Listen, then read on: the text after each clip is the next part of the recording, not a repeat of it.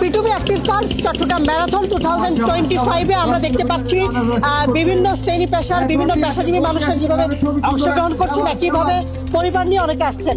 এই ম্যারাথনে অংশ নেওয়ার পেছনে কিন্তু একটা অদ্ভুত ব্যাপার রয়েছে, সেটা হচ্ছে যে আপনি যখনই ম্যারাথনে অংশ নিতে যাবেন তখনই কিন্তু আপনাকে ঠিক 3টা বাজে বা 4টা বাজে ঘড়ির কাঁটায় অ্যালার্ম দিয়ে ঘুমাতে হবে এবং সঠিক সময় উঠতে হবে।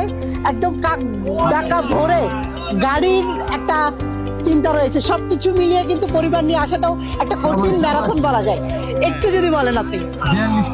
রাতে থেকে আসলে টেনশনে ছিলাম, 4টার সময় গাড়ি ধরতে হবে, তো সেই হিসেবে বাচ্চারাও কিন্তু খুবই এক্সাইটেড ছিল। ও তো সারা রাত ঘুমায় নাই, 3টার সময় উঠে চলে আসছে। তো আসলে সব মিলিয়ে আয়োজককে ধন্যবাদ দেওয়া দরকার যে আসলে এত সুন্দর একটা অ্যারেঞ্জমেন্ট করার জন্য। আর বিশেষ করে এই যে আমাদের এই বিচের পাশে যে অ্যারেঞ্জমেন্টটা করা হয়েছে, এটা আসলে অনেক সুন্দর। আসলে সবাই উপভোগ করতে পারছে এখানে এসে।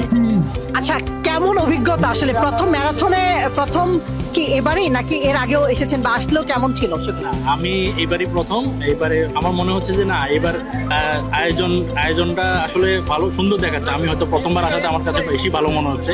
তবে আমার কাছে মনে হয়েছে যে ব্যাপারটা খুবই গোছালো ছিল, কোনো অগোছালো কোনো প্রোগ্রাম ছিল না, সবকিছুই গোছানো ছিল, সবকিছুই ওয়েল ডেকোরেটেড ছিল। আচ্ছা, ভাবির কাছে প্রশ্ন রাখতে চাই, কেমন লাগলো আসলে ম্যারাথনে তো প্রথমবারই নিশ্চয়ই হাজবেন্ডের সাথে, এবং পুরো কতটুক দিয়েছেন বা বাচ্চাদেরকে নিয়ে কেমন মজা করলেন? আমি আসলে আমার বাচ্চার সাথেই ফান রান দেয়া, আমার বাচ্চা খুশি, আমি খুশি।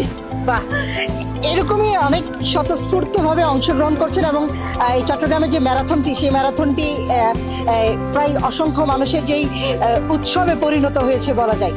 এটি ছিল চট্টগ্রাম থেকে পিটুপি অ্যাক্টিভ পালস চট্টগ্রাম ম্যারাথন 2025-এর সর্বশেষ।